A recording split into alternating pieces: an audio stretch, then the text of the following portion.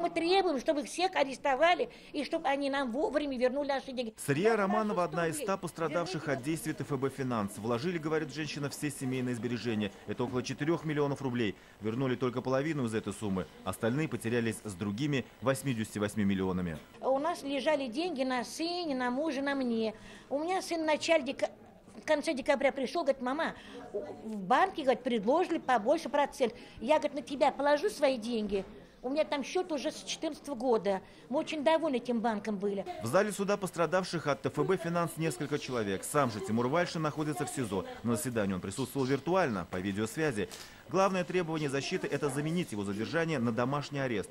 Сегодня Тимур Вальшин жаловался на плохое зрение и утверждал, что пользы от него будет больше дома, чем в СИЗО.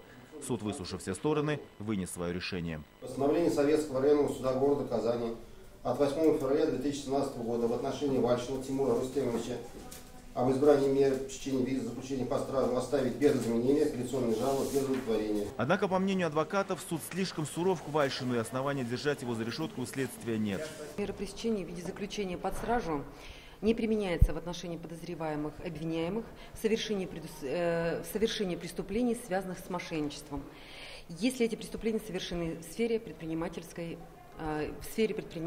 деятельности, в соответствии с пунктом 1 статьи 108 УПК Российской Федерации. Таким образом, Тимур Вальшин остается в СИЗО как минимум до 2 апреля. Напомним, по этому делу арестованы еще 3 сотрудника. Это начальник управления активных операций ТФБ «Финанс», руководитель управления клиентских операций, а также заместитель председателя правления Татфонбанка.